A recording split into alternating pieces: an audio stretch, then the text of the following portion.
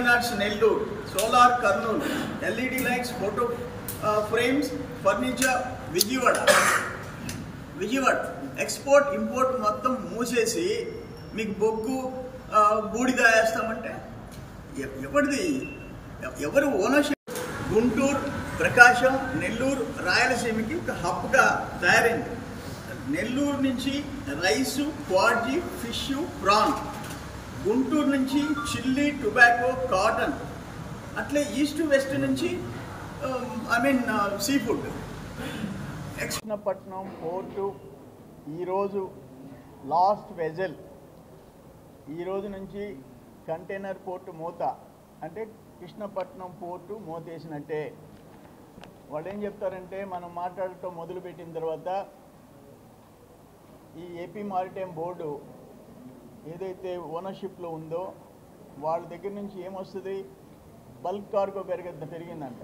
అంతేగాని container port కొనసాగద్దని చెప్పలే. Adani port ఆ సీఈఓల దగ్గర నుంచి వచ్చిన స్టేట్మెంట్ కూడా అదే ఉంది. మేము అడిగేది ఏంటంటే, బూడిద బొగ్గు మొత్తం దుమ్ము ధూళి మాకిచ్చి కంటైనర్ పోర్టుని షిఫ్ట్ చేసేదానికి మీరెవరు?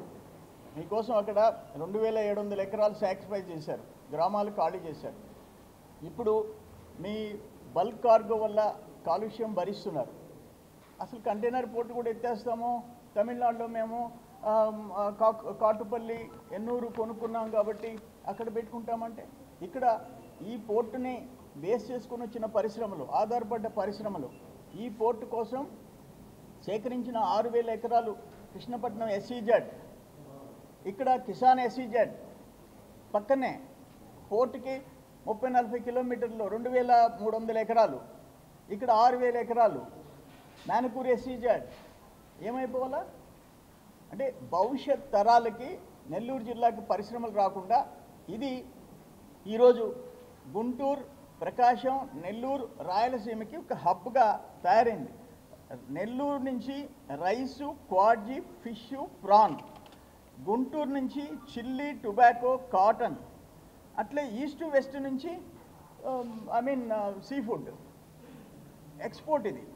ఇంపోర్టు శ్రీ సిటీకి ఇసుజు మోటార్స్, స్కానియా మోటార్స్ బెంగళూరుకి, Force Motors Bengaluru, paper rolls Hyderabad, white cement Guntur, షియానాట్స్ Nellore, solar Kurnool, LED lights, photo frames, furniture Vijayawada.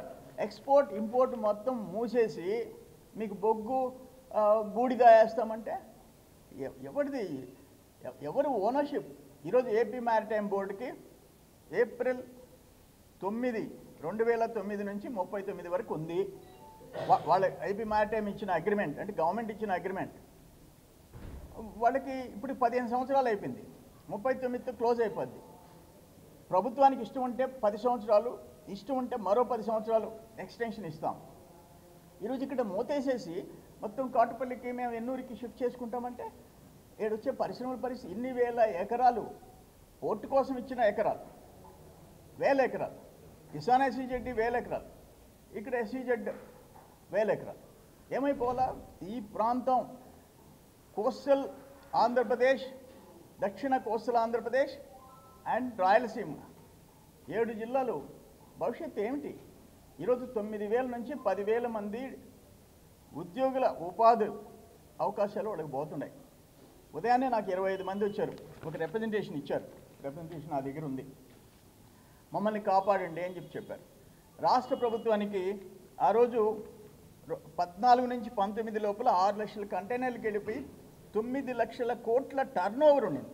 9 లక్షల కోట్ల టర్నోవర్, 800 నుంచి 1000 కోట్ల ఆదాయం ఉండింది.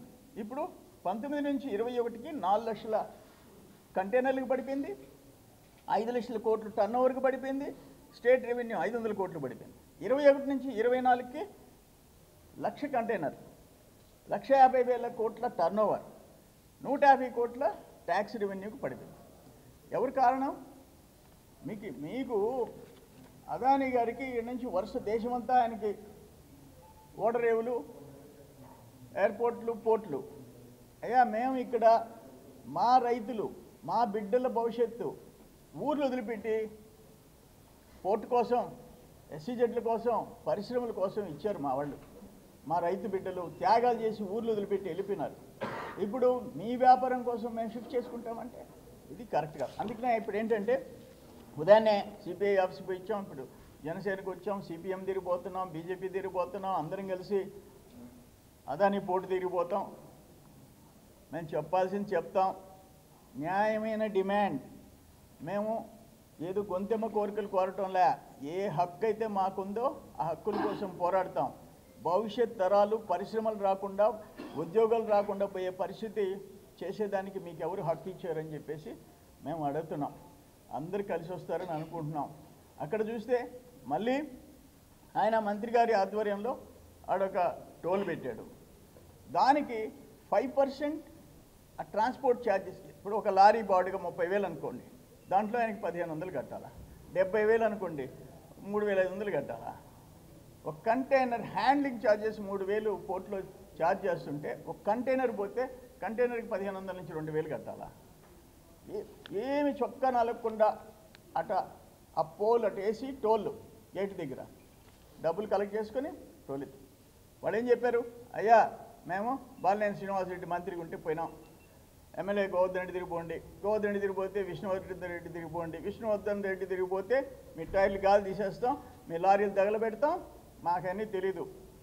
బాడుగులు 5% ఇవ్వాలా, కంటైనర్కి ఇంత ఇవ్వాలా, 20 feet కంటైనర్కి ఇంత ఇవ్వాలా, 40 feet కంటైనర్కి ఇంత ఇవ్వాలా.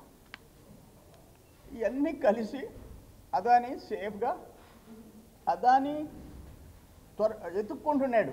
ఏదో ఒక కారణం కోసం కాటుపల్లికి షిఫ్ట్ చేసేసి అలా ఇదంతా బల్క్. ఇక్కడ తమిళనాడు ప్రజలు తిరగబడుతున్నారు. బల్క్ కార్గో మీద కాలుష్యాన్ని భరించలేమో, ఈ 100,000 వెహికల్స్ సిటీ మీద పోయేదానికి ఒప్పుకోమని తిరగబడ్డారు. అందుకని ఇక్కడ ఎవరు మాట్లాడరు.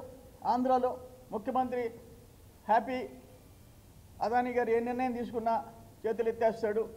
నెల్లూరు జిల్లా ప్రజల గురించి, వాళ్ళ ఆరోగ్యం గురించి, వాళ్ళ భవిష్యత్తు గురించి అవసరంలే.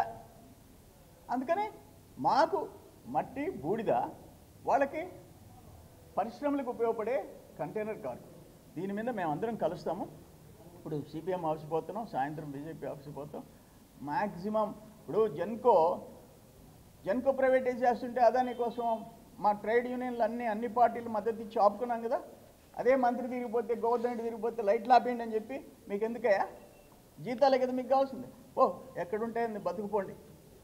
అదాని అయితే అంబానీ అయితే జీతాలు మీకు కావాల్సింది, జెన్కో అయితే అని మాట్లాడినోడు ఈరోజు ఒక మంత్రి, ఒక ముఖ్యమంత్రి, ఒక ఇంపార్టెంట్ కీలక 1996లో చంద్రబాబు నాయుడు గారు ముఖ్యమంత్రిగా, నేను ఎమ్మెల్యేగా అక్కడ శంకుస్థాపన జరిగింది. నాట్కో సంస్థ తర్వాత సివి రావు గారికి మారింది. ఈరోజు జగన్మోహన్ రెడ్డి రాగానే అదానికి ఇచ్చేయి అంటే ఇచ్చేయాలి. అది ఈరోజు దురదృష్టం. ఇక్కడ అందరం కలిసి పోరాడతాం. ఎవరు మా కోసం కాదు, భవిష్యత్ తరాల కోసం, భవిష్యత్ తరాల కోసం. ఇప్పుడు అక్కడ ఉపాధి ఉద్యోగాలు కోల్పోయిన 10,000 కుటుంబాల కోసం. దీని మీద ఆధారపడి వచ్చే పరిశ్రమలు తెచ్చుకునేదానికి, 1,000 ఎకరాలు సేకరించిన వాటిల్లో పరిశ్రమలు వచ్చేదానికి సెల్ఫ్లెస్గా పోరాడతాం. నిస్వార్థంగా అందరం కలిసి, అన్ని పార్టీలు, అన్ని ట్రేడ్ యూనియన్స్ కూడా కలుపుకుంటాం.